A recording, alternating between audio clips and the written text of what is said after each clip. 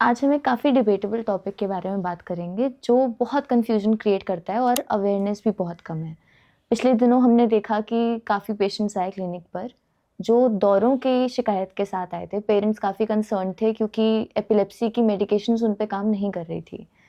तब आपने दवाइयाँ उनकी मॉडिफाई करी और डायग्नोसिस भी बदला इनटू नॉन एपिलेप्टिक सीजर्स। तो सर आप सिंपल भाषा में बताइए कि ये नॉन एपिलेप्टिक सीजर्स होता क्या है? देखिए, इपिलेप्टिक सीजर्स वो होते हैं जब ब्रेन से इलेक्ट्रिकल डिस्चार्ज आता है हुँ, और वो जनरली ईजी में पिकअप हो जाता है और sometime we have a focus, जैसे कुछ एरिया सूख गया है ब्रेन का या वहाँ पे गांठ बन गई है ट्यूबरक्लोसिस की या कोई रिंग लीजन बन गया है या छोटे बच्चों के अंदर जिन्हें पैदा होते ही नहीं रोते हैं उनमें कई बार ब्रेन का कुछ एरिया सूख जाता है, ग्लायोसिस कहते हैं उसे, तो वो हमें फोकस दिख जाता है हुँ, और वहाँ से वो सीजर्स आते हैं बच्चों को। हुँ, अब सपोज उस बच्चे का एमआरआई भी नॉर्मल है और उसका ईजी भी नॉर्मल है और जो रेस्पॉन्स टू मेडिसिन वो भी नहीं है, आपने एक दवाई और बढ़ा दी तो भी रेस्पॉन्स नहीं है, तो फिर हमें नॉन इपिलेप्टिक सीजर्स के बारे में सोचना चाहिए। इसके पीछे डेटा ये है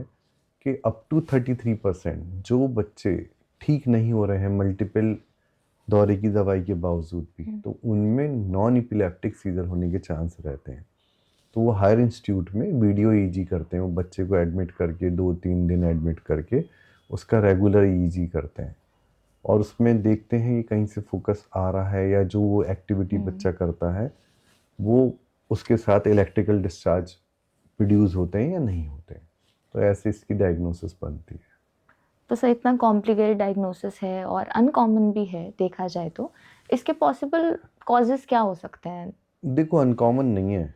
हुँ, डिफरेंट स्टडीज में 15-20% से लेके 33% तक हुँ, ऐसे पेशेंट हैं जो रिस्पॉन्ड नहीं कर रहे, उनके अंदर नॉन इपिलेप्टिक सीजर हो सकते हैं। और ये साइंस है, मतलब ऐसा नहीं है। इसके और कॉज बेसिकली ना, जब हम पेशेंट देखते हैं, जैसे और मेरी तो बहुत दिनों से नेचर ही है कि मैं उसका एक साइको सोशल इवेल्युएशन जरूर कराता हूँ, हुँ, क्योंकि मुझे लगता है कि ये जो पॉपुलेशन है बच्चों की, खासकर 4 साल से 12 साल वाले, वो थोड़े सेंसिटिव ज़्यादा होते हैं, उनमें इमोशंस बहुत ज़्यादा होते हैं, बट उनके पास लैंग्वेज नहीं होती, वो वर्बलाइज नहीं कर पाते, हुँ, अपनी बात को नहीं कह पाते। तो वो अंदर से थोड़ी घुटन महसूस करते हैं और वो चीज़ उनके दिमाग में घूमती रहती है। एंड वो सम टाइम ब्रेन और बॉडी का जो कनेक्शन है वो डिफरेंट साइड पे चला जाता है। हमारी बॉडी के अंदर, ब्रेन के अंदर एमिगडला है, लिम्बिक सिस्टम है, हुँ, और वो एमिगडला बहुत सेंसिटिव होता है बच्चों का, उससे जो फायरिंग होती है वो लिम्बिक सिस्टम को स्टिमुलेट कर देती है, जिससे बच्चा एक तरफ देखने लगता है या एक तरफ का हाथ हिलने लगता है। काफ़ी हद तक हम उसकी सेमियोलॉजी को देख के, वीडियो देख के बच्चे की समझ जाते हैं कि ये ट्रू सीजर्स हैं, मतलब इपिलेप्सी है या नहीं, काफ़ी हद तक। हुँ। But sometime it is confusing, और खासकर जो बच्चे डेवलपमेंटली डिलेड हैं उनमें तो और भी ज़्यादा कंफ्यूजन रहता है। तो सर क्या ये स्ट्रक्चरली डैमेज करता है दिमाग को कंसिडरिंग ये नॉर्मल एपिलेप्सी नहीं है? नहीं, स्ट्रक्चरली डैमेज नहीं करता। इसे आप ऐसे समझ सकती हो कि जैसे कोई कंप्यूटर है। हुँ, अब कंप्यूटर के सारे सिस्टम, उसकी रैम सैम सब सही है, बट वो क्रैश कर गया, मतलब उसका सॉफ्टवेयर खराब हो गया।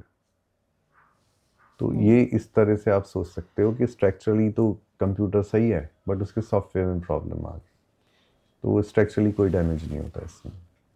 इसलिए तो एमआरआई नॉर्मल आता है, यार और डीपली अगर आप उसे देखते हैं तो वो नॉर्मल आ जाता है। तो सर रिपोर्ट सारी नॉर्मल आ रही हैं लेकिन सिम्पटम्स अभी भी परसिस्ट कर रहे हैं, तो क्या रिकवरी इसमें पॉसिबल है? हाँ, 100% रिकवरी पॉसिबल है। पहले तो we should have a true diagnosis. हुँ, देखिए, डायग्नोसिस बनाना बहुत डिफिकल्ट है। मोस्टली पेशेंट प्रोबेबल डायग्नोसिस पे ट्रीट होते हैं। हुँ, जो इन्फेक्शियस डिसीज़ हैं उसमें बैक्टीरिया आइसोलेट करना कल्चर्स में, तो वो काफ़ी हद तक ऑथेंटिक रहता है और वो उस पे डायग्नोसिस पे बैंक करा जा सकता है, बट अदरवाइज और बाकी डायग्नोसिस, उनमें बहुत वेरिएशन है। जो बहुत डेवलप्ड वर्ल्ड है वहाँ भी अप टू 40% डायग्नोसिस चेंज हो जाती हैं। तो इतना आसान नहीं है डायग्नोसिस बनाना, बट क्योंकि रिसोर्स लिमिटेशंस होते हैं, पेशेंट पे भी इतना टाइम नहीं होता कि आप टेस्ट कराएं और उसे इवेल्युएट करते रहें, उसे बताएं कि 2 दिन बाद फिर देखूंगा और कोई ऐसा सिम्टम, मतलब इतना सब कोई अलाउ नहीं करता। तो जनरली एक डायग्नोसिस फास्ट बन जाती है जो मोस्टली ठीक होती है। और अगर स्ट्रक्चरली कुछ मिल गया तो फिर काम आसान हो जाता है डॉक्टर का। बट जब स्ट्रक्चरली कुछ नहीं मिल रहा, ईजी नॉर्मल है, तब ये बहुत डिफ़िकल्ट है। अगर हम उस समय थोड़ा और डीप से देखें कि इसकी कोई साइकोलॉजिकल ट्रिगर तो नहीं थे, कुछ बच्चे के साथ कुछ अनयूजुअल तो नहीं चल रहा था, तो we can pick it up. तो ये तो कुछ चैलेंजेस हैं जो शायद फिजिशियंस ज़्यादा फेस करते हैं, बट आपके अकॉर्डिंग फैमिलीज और बच्चे क्या चैलेंज फेस करते हैं इसके दौरान?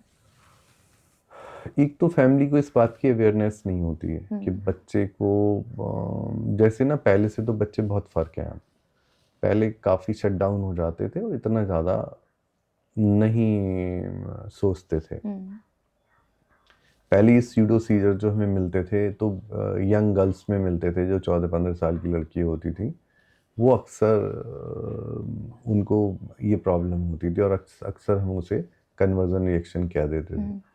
बट अब ये छोटे बच्चों में भी बहुत देखने को मिलने लगा। बच्चे बहुत चेंज हो गए हैं, काफ़ी कुछ हद तक मोबाइल ने, और बच्चे कम भी हो गए, उसने बहुत कुछ उनकी मानसिकता को चेंज करा है। अब अच्छा, घर वाले जनरली बच्चों के सामने बहुत लूजली डिस्कस करते हैं इस तरह की प्रॉब्लम। इवन जब क्लिनिक पे भी आएंगे तो वो ऐसे एकदम डायरेक्टली पूछेंगे ठीक हो जाएगा। अब उस समय जवाब देना बड़ा मुश्किल होता है कि आप क्या जवाब दो, बिकॉज वो कहीं ना कहीं सुन रहे होते हैं बच्चे, और कुछ जो ख़राब बात है वो उनके दिमाग में रजिस्टर हो जाती है। फिर वो उस बारे में सोचते हैं और कई बार डिसअपॉइंट भी हो जाते हैं। मैं एक बच्चे को जानता हूँ जिसके बहुत पेट में दर्द था, बहुत सीवियर पेट दर्द था उसके। वो काफ़ी ट्रीटमेंट से ठीक नहीं हो रहा था। ये इमोशन से रिलेटेड बात बता रहा हूँ। तो उसके दादा का चेस्ट पेन हुआ, उन्हें कहीं एडमिट कराया गया, वहाँ वो ठीक नहीं हो पाए, मतलब बचे नहीं। तो समहाउ उसके दिमाग में आ गया कि अब मेरा पेट दर्द है, अब मैं भी एडमिट हूँगा, और मैं भी गया। I will not survive. तो उस बात से, उस थॉट से वो बहुत डिस्टर्ब था बच्चा। थोड़ा सा भी दर्द उसे बहुत ज़्यादा लगता और वो घबरा जाता था।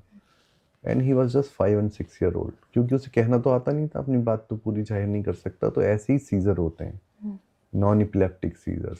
ऐसे ही हेडेक होता है, ऐसे ही बच्चा पीला भी पड़ जाता है कई बार, ऐसे ही उसके पेट में दर्द, रिकरेंट पेन, एब्डोमेन होता है। ये सारे फिनोमेना इसी चीज़ में है। और ऐसी सेटिंग जब घर चेंज हो रहा हो, क्लास चेंज हो रही हो, छोटे बच्चों में खासकर क्लास चेंज होना, और या स्कूल चेंज हो रहा हो, फैमिली में कोई ट्रबल चल रही है, तो ऐसी बहुत सारी बातों से बच्चे थोड़ा थोड़ा डिस्टर्ब रहते हैं। और पेरेंट्स ये सोचते हैं तो छोटा से क्या फ़र्क पड़ रहा है, या कह दें कुछ नहीं होता, तू चिंता मत कर। ये सब बातें ना इफ़ेक्ट नहीं करती, बिकॉज वो उनके दिमाग में बैठी रहती हैं। उसको क्लियर करने का तरीका तो आप मेरे से अच्छा जानती हो। तो जो ज़्यादा डिफ़िकल्ट बच्चे लगते हैं, या जिनकी नेचर मुझे इमोशनली बहुत सेंसिटिव लगते हैं, तो उसमें मैं आपकी हेल्प लेता ही हूँ। आप काउंसलिंग है, सीबीटी है, तो आप कैसे ट्रीट करती हैं, थोड़ा लोगों को बताइए। सो बच्चे हमारे पास आते हैं, हम उन्हें इमोशनली एंगेज कराते हैं पहले। इतना हमें समझ में आ गया है कि कुछ ना कुछ ऐसी बात है जो वो अभी तक एक्सप्रेस नहीं कर पाया है। तो प्राइमरी मोटिव यही रहता है कि जो उसका इंटरेस्ट है, जैसे किसी बच्चे को ड्राइंग पसंद है, तो डूडलिंग में, कलरिंग में उसको एंगेज करके धीरे-धीरे बातें हम पता करते हैं, क्या चल रहा है लाइफ में। एक साइको सोशल हिस्ट्री निकल जाती है जिससे ट्रिगर्स पता चलते हैं उसके। क्या-क्या चीज़ें उसको इम्पैक्ट कर रही हैं, क्या वो एक्सप्रेस नहीं कर पाया, क्या-क्या बसा हुआ है उसके मन में। और काफ़ी हद तक थोड़ा रिलीज़ उस कैथारसिस से ही मिलता है जब वो एक्सप्रेस कर देता है। फिर ओवर द सेशंस हम उसके थॉट्स को थोड़ा रिट्रेन करते हैं, जो हेल्प करता है उसको अपनी सिचुएशंस से डील करने में इन अ डिफरेंट वे। कि थॉट कोई आता भी है जो ज़्यादा अच्छा नहीं होता, वो उसको हम ट्रेन कर देते हैं कि उस थॉट को वो बदल पाए, ताकि उसके इमोशनल एक्सप्रेशन में भी फ़र्क आ जाए। तो कॉग्निटिव बिहेवियरल थेरेपी काफ़ी हेल्प करती है यहाँ पे, और हमारा यही मोटिव रहता है कि धीरे-धीरे इसके सिम्पटम्स रिड्यूस हो जाएँ, एक्सप्रेस वो करना सीख जाए अपनी चीज़ें। पुलक, जब मैं आपके पास बच्चों को भेजता हूँ तो बहुत सारे पेरेंट्स को अच्छा नहीं लगता है। आज भी वो ये सोचते हैं कि जैसे हमारे बच्चे में कोई मेंटल हेल्थ इशू थोड़ी है, अब मैं उन्हें यही समझाना चाहता हूँ, ये मेंटल हेल्थ इशू नहीं है बिल्कुल भी, ये इमोशनल ट्रेनिंग है। बच्चा जो है, जो बात अपनी नहीं कह पा रहा है या जो बात उसे अंदर से परेशान कर रही है, वो क्लियर करके 50% तो वो उसी से सही हो जाता है। मैंने इतनी बार बच्चों को सही होते देखा है। एक बच्ची थी, उसकी बहुत सिर दर्द रहता था, तो उसको और बहुत स्मार्ट बच्ची थी, अपनी क्लास की मॉनिटर भी थी वो, और उसका सिर दर्द के चक्कर में घूमते घूमते वो हमारे यहाँ के एडमिट हो गई। फिर बातों में पता चला उससे, जब वो मुझे कुछ नहीं मिला उसके सिर दर्द के लिए, और फिर उससे एक्सप्रेशन कराया साइकोलॉजिस्ट को इन्वॉल्व करके, तो पता चला कि बच्चे ना उससे चिढ़ते थे, और जब वो बस में चलती थी तो 4-5 उसके पीछे आके उनमें से एक उसे धक्का दे देता था। तो उसे कभी पता नहीं चलता था कि किसने धक्का दिया, और इस बात से वो बहुत पर्टअप थी। एक तो लॉस ऑफ ट्रस्ट था कि कोई उसका दोस्त ही नहीं है, उसके साथ ऐसे बिहेव कर रहा है। तो ऐसी बहुत सारी बातें होती हैं जो आप लोगों के थ्रू बच्चे के मन की पता चल जाती है, और आधा तो बच्चा ये बताते ही सही हो जाता है, उसे खुद ही सॉल्यूशन मिल जाता है। उसका जो ब्रेन है, ब्रेन में 2 हिस्से हैं, राइट लेफ्ट, तो जो राइट ब्रेन है वो उसे बताया था इतनी बड़ी बात नहीं है जितना तुम इसमें अटके हुए हो। अच्छा, ऐसा नहीं, वो बच्चे अपने घर वालों को सिग्नल देते हैं, अब वो बेचारे भी कुछ नहीं कर पाते, या कई बार वो जाके कंप्लेंट कराएंगे स्कूल के अंदर, बट शायद वो एनफ नहीं है। और ऐसा अक्सर देखा मैंने, 2 भाई बहनों का झगड़ा होता है, तो जो दूसरा बच्चा होता है जो ज़्यादा परेशान महसूस कर रहा है, वो कभी बड़े बच्चे की या दूसरे बच्चे की डांट पड़ने से या पिटाई होने से कभी सेटिस्फाई नहीं होता, बिकॉज वो हमेशा अनहर्ड रहता है। तो मैं हमेशा लोगों को ये समझाता हूँ कि बच्चे के साथ पहले कनेक्ट बनाओ, फिर करेक्ट करो।